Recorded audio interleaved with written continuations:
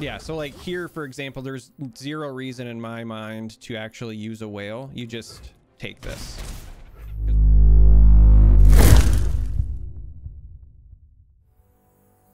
Oh, look. It's that new deck. Twisted Fate and Fizz. So for today's video, I had decided that I think we'll throw this back too. I needed to do at least one video based on the Concurrent Timelines Ledros combo, because I do expect timelines to be adjusted at some point. I hope it's not butchered, because I think that there are some other decks that are interesting that run the card.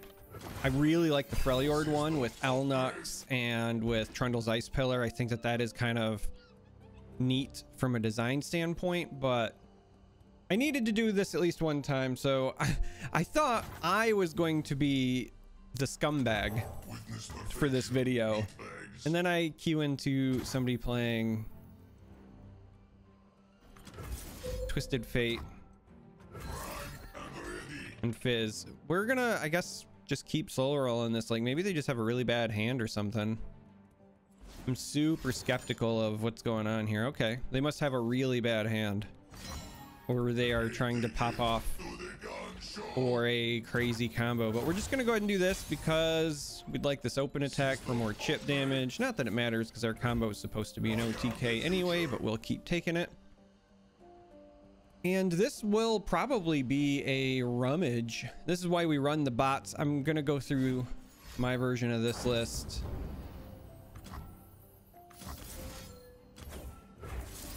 at the end of the video, like I always do. So there's the timelines. Sure. I mean, nothing we can do to stop it anyway, but mostly while we have two ignitions on the board, might as well take advantage of that first rummage. We try to do our best to use rummage to get rid of our other timelines as well. So for example, this first one, obviously you want to play it. I really wish this thing had a animation as well, for the record. But you want to play this, and then later on you get multiple copies potentially, and rummage allows you to pitch those, keep the benefit. But yeah, like it just kind of happens, you know, just disappears. There's not even a sound effect. I feel like that's just got to be adjusted. And then the rest of our time here is just spent stalling until we can get to 9 and drop Ledros, and hope that's good enough. Kind of want to keep our spell mana banked because of Ruination is also a great way to stall, though we do have many of these other tools here. So this is already at 4 of 8, and with some rummages and other shenanigans could become a problem. So we're gonna start with this. We're still very much in suit up territory, so I don't want to go all in. I'm trying to deal with the TF. But I think something like this, just to see if they have the suit up, is good enough. This is also really good in this matchup as well. I know we have this ignition, but again, we are going to bank our spell mana. I think that's just more important, because we're not, like, we'll take, again, this open attack, we'll get the chip damage, but we're not focused on winning the fair way.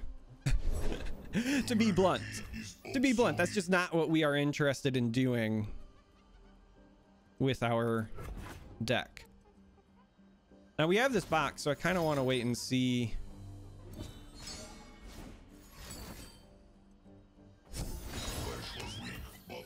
what they do with it here.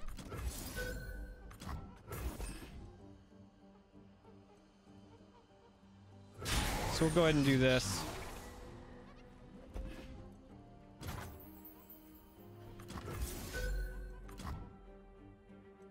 And yeah, you know, we have the rummage as well, but we'll just take the ping.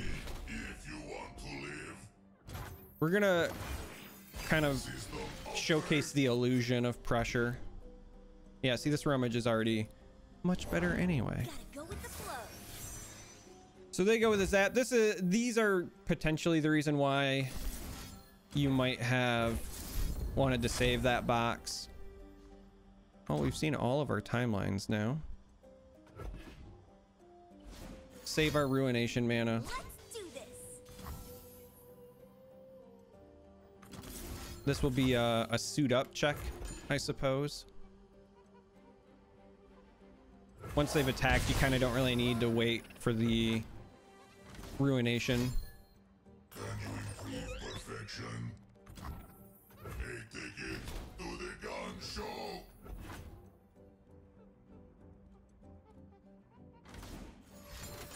They go with the pick a card. We could Withering Wail to get rid of this, but again, not really a requirement here. So we bank our spell mana. I mean, we're one turn away before when our combo starts popping off, so kind of no reason to force it.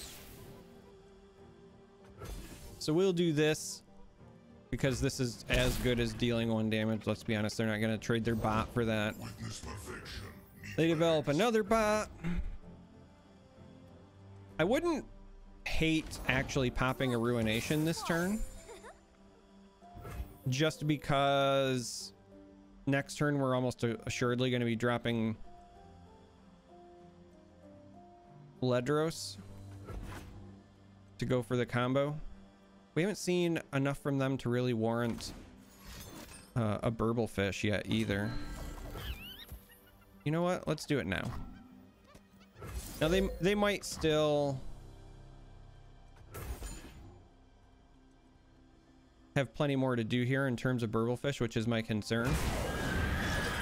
But we have 2 Withering Wail, so if we do this and then they reload to set up for the open attack, then we can do that to survive as opposed to going straight for the Ledros. Our hand is a little bit forgiving in that regard.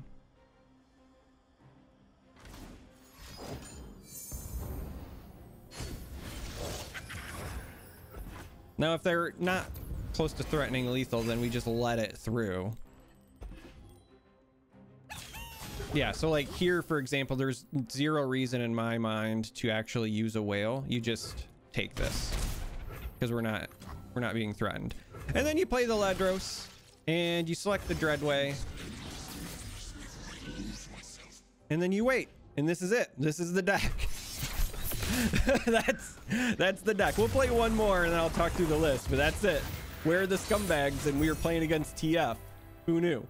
Game number 2, it looks like we're hopping into Azir and Lucian. I expect this one to be a little bit better at pressuring us. Let's keep 1 whale. I'd like at least 1 other early ping. I like the early go hard and the Vi. So I think this is fine overall. I mean, I'd rather have the second whale than Ledros, but beggars can't be choosers and all that jazz. So this is, in my opinion, this is very similar to Karina Control. The desert by my side. We will happily just ping this to only take the 2. Shuffle some more go hards in. Now the go hard is an interesting choice because on the one hand, it's a bit anti-synergistic. What I mean by that is that by shuffling more go hards in, you become a little bit less likely to find your timelines before the combo. But we have a fair amount of like card draw in our particular list, so I'm not as worried as I maybe should be or could be. Oof. Mildly frustrating because we had the Mystic Shot ready to go there. So I think we're gonna go this route instead.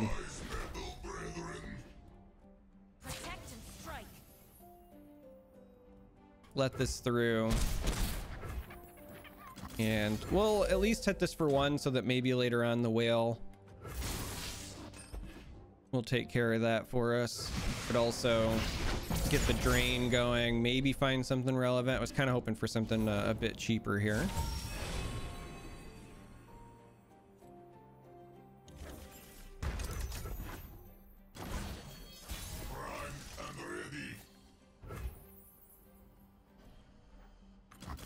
So we're gonna attempt this. We're trying to get rid of this first to maybe bait any sort of protection out, or wait for them to spend mana so that we can do something like this.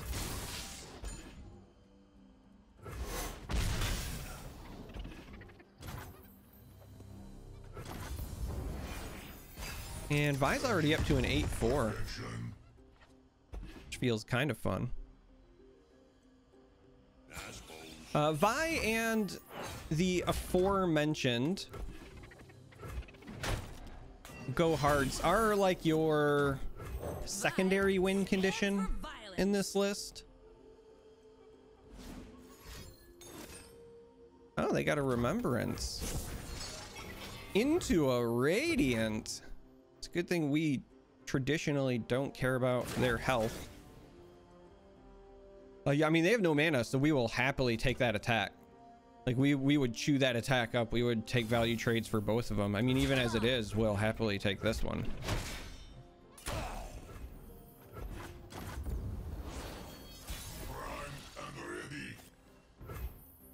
All right, box here is interesting, but we're going to start with this ignition, probably into Cloven Way, just to better utilize our resources here.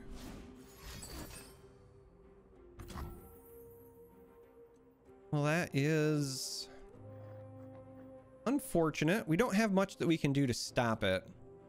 It's interesting because that's exactly what I was going to smack with the Cloven Way.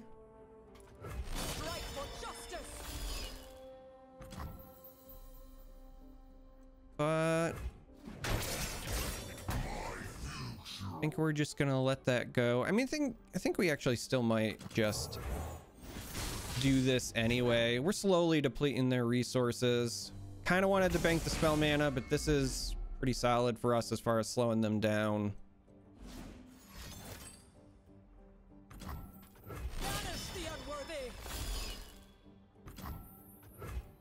Interesting that actually still works with the stun.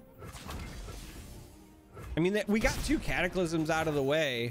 Vi did her job. She's not our primary win con. She's 100% just disruption in this, and we get the surrender. So we don't even get the combo this time, but I'll go talk through the list, and we'll talk more about why I use Vi in this list anyway. So let's do that now.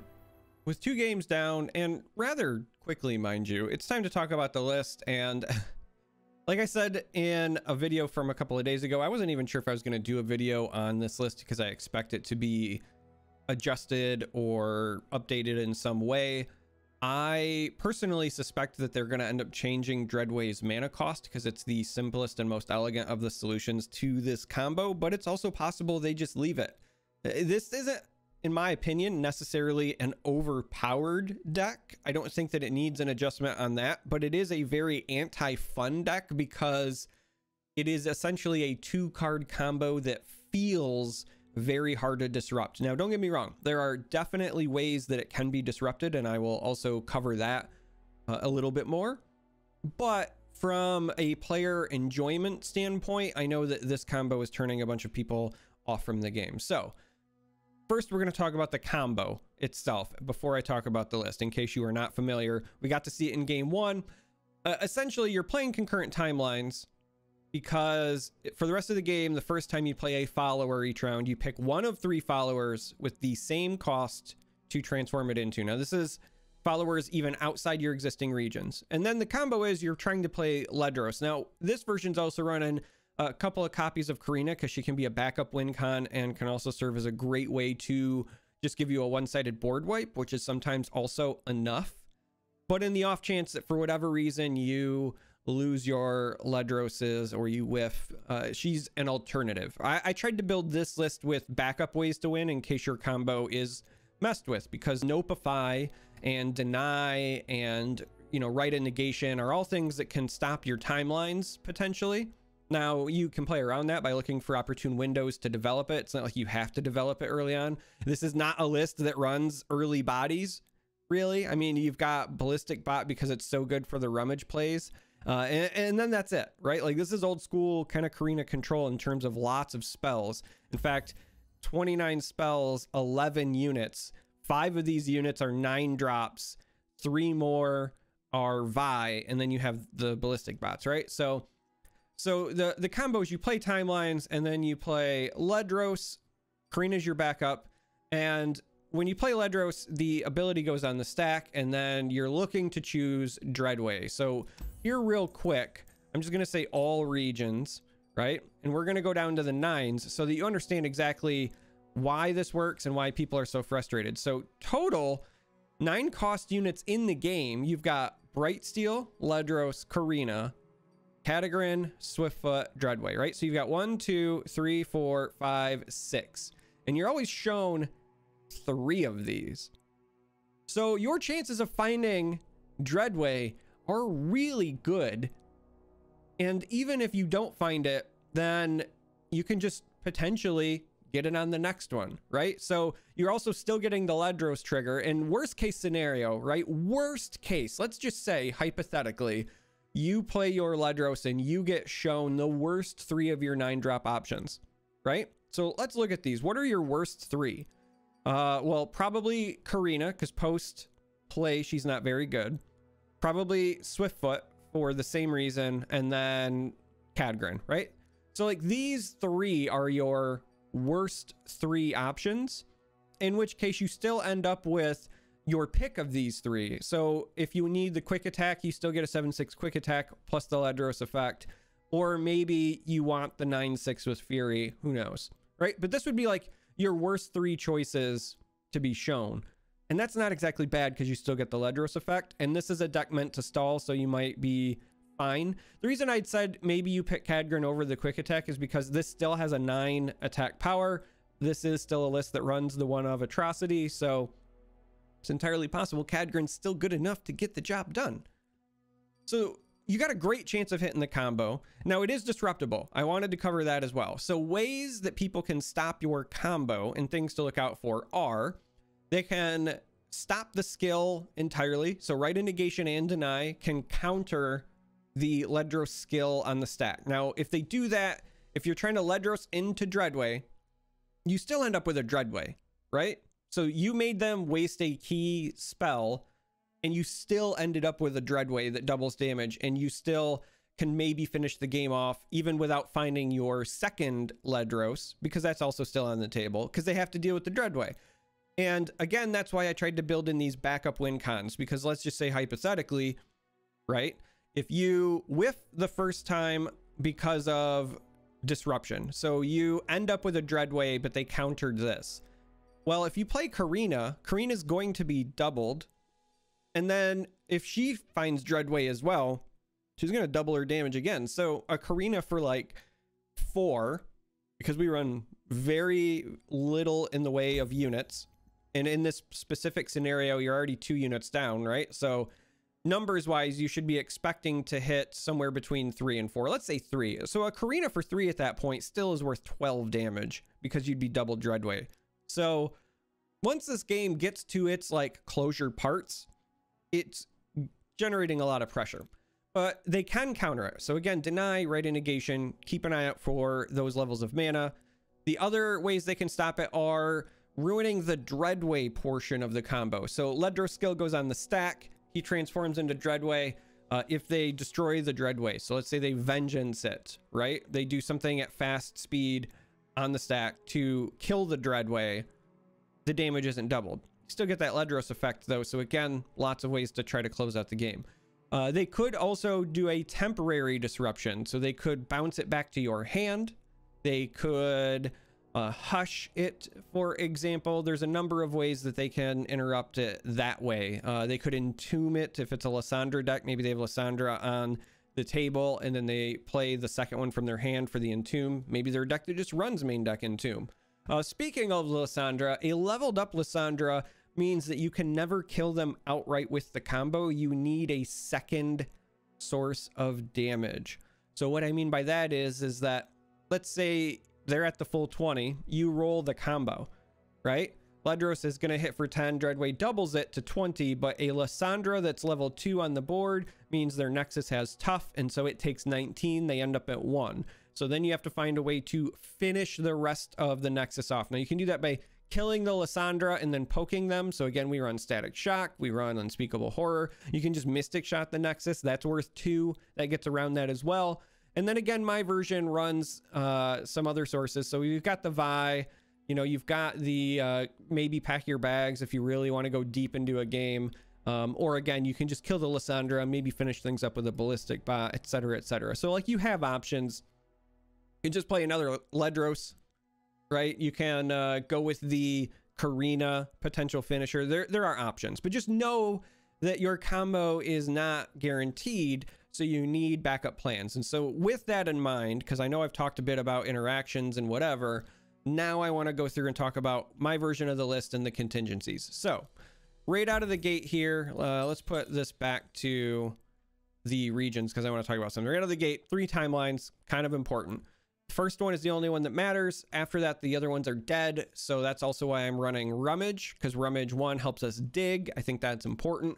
We're also running Ballistic Bot, so Rummage has some great targets. It's a great panic button if somebody does something and you don't have an answer for it. Maybe you need to dig for a vengeance or find that atrocity for a panic win, whatever. Rummage is great. And then again, it helps you get rid of your other timelines. So timelines there. Now I'm running Go Hard, because it's another great early game disruption tool, because this deck, you don't have great ways to heal. I mean, you've got Withering Wail, we've got Horror and Vile Feast. I mean, I'm running like all the pings, but this is yet another cost-effective ping with a drain on it that maybe accidentally finds you a pack your bags and you just win the game from that, because it turns out that card's still really good. If you don't want to run the Go Hard version, if you do not like the anti-synergy, because as I said before, if you're using Go Hard early, it shuffles 2 copies into your deck, and if you don't have a timelines already in hand, it might make it harder to find your timelines. So keep that in mind, right? Timing here is important. And if you don't want to run Go Hard, the other option is Beam. So 100% if I was not running Go Hard, this would be 3 beams, and I would just, that would be my call there. So far Go Hard has not let me down, but I understand if you want to run Beam. And I also would like to say meta call wise, because right now I'm seeing a lot of aggro. There's a lot of the Azir burn running around because I believe Swim and a few others have popularized it. I know Silverfuse posted about it on Twitter recently. She's a friend as well. So fair amount of aggro on the ladder still, and so I like having these pings. But if you start running into more mid-rangey decks, so if you start running into, you know, like Renekton builds, Sejuani builds, you know, some of the Noxus stuff with the reputation mechanic now, then switching from Go Hard to Beam is also entirely fine. Like that's a nice easy swap for a meta call. Just right now for me, this has worked. So Rummage, I kind of already covered. Ballistic Bot, this is just a nice early game body that feeds you free stuff. Helps with free cards to play for cheap for Vi. So if you do end up with an early Vi in your hand like we did in game 2, this is a great way to get that up and running. And worst case scenario, you can block with it. This is just an engine, but the entire point of your deck is to stall until you can play your combo on 9. So feel free to like use your Ballistic Bot as a resource. Mystic Shot, pretty standard in most Piltover and Zon lists today, specifically because now Aphelios has been nerfed and Twisted Fate is a thing, and it can help you finish out the games and blah, blah, blah. So we're running Mystic Shot.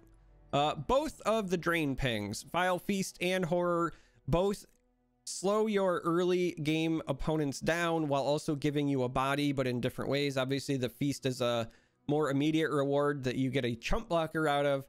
Unspeakable Horror can sometimes give you a little bit more value. Now the downside is you don't always get a body from Horror. You can't see it here, but it gives you access to a Nightfall card.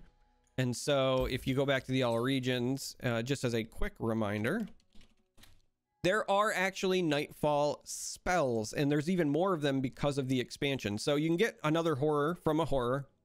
You can get Cascade, and then you used to also sometimes run into Moonlight Affliction. But now we also have Unto Dusk in the pool. Now this one isn't terrible because you can always just cycle it. Even if you don't have a Nightfall trigger, like this is fine. But getting something like Moonlight Affliction to silence might be relevant. It's just a little bit harder to use. But the reality is that you kind of want a body from this. This is actually maybe your worst one to get because, well, okay, hold on. This is your worst pre-timelines and maybe your best post-timelines. So pre-timelines, this is awful because you can't use it to block and all you care about is stalling. If for whatever reason you had like turn one, you had your timelines and you popped it just so that nobody can disrupt it. You just want it and you don't care as much about long-term value from the bots. Like you just, bam, I got the bots. Stalker here ends up being great post timelines because if you play a spell and then you play your Stalker, the Nightfall creates the Stalker back in your hand, but then you get to choose a 2-drop and you can just keep doing that all game. So this becomes like pick a 2-drop and you just keep doing it. So keep that in mind. Do not always like frown if you get it, but just understand that pre-timelines, this isn't great because you can't use it as a blocker, and post-timelines, this is kind of fantastic. All right, so again, both the pings for stall. Static shock because this cycles, pings the Nexus, maybe ping some other things, etc. You know the drill. One copy of the box. If there's a card that I really wish I could jam in another copy of, it would be this. Again, I would also maybe consider that if you aren't running the go hard, maybe you go 2 beams and stick in a second box. Box is just really good in the current meta because of all of the sand soldiers popping out, but also it's really good in the current meta because of Twisted Fate. So on those turns when they are like, you know, zap, burblefish, burblefish, burblefish, you're like the box. And if they don't have suit ups to protect some of them, you reap the rewards. So currently a 1 of, I really wish I could jam in another one somewhere. Vi's the only champion I run, and this is 100% just a body for disruption. This is removal on a stick, or her high attack and her, you know, decent health with the tough keyword, right? Like this package, this stat line is just great for cleaning stuff up in the mid game. Now, if you level her and you start getting chip damage, great. She can again serve as a great way to finish games off. She can serve as a great target for your atrocity. She's a nice backup game plan. She's not your primary game plan. She definitely, you want to get her on the board and trading with your opponent. Your target is like 2 value trades. If you can get 1 unit off the board and then force them to spend other cards on her, she's kind of already done her job. But she's just really good in that regard, and that's what she's there for. So Vi. Withering Whale, lots of aggro, as I said. Honestly, one of our best sources of healing in the deck as well, so we're running 3 of those. 1 of Atrocity. I know some versions of this run this like as a 2 of, but you're kind of banking on your combo to get you there. And then we've got some other backup plans already in place there as well. So I'm kind of fine with the 1 of. We also run a lot of card draw. Like I said, my version's running the Rummage. We've got the Static Shock. I think I'm okay with the 1. This is one of those cards because this is such a unit light list that having more than 1 Atrocity in your hand just feels awful in this deck, in my opinion. So 1 of, 2 Vengeance. I could again maybe see this as a 3 of. For a long time I ran this as a 3 of and her as a 1. I wanted to up this so that I had some more versatility because, so hear me out, there are times when I might have both of these in my hand with timelines active and I don't always choose Ledros.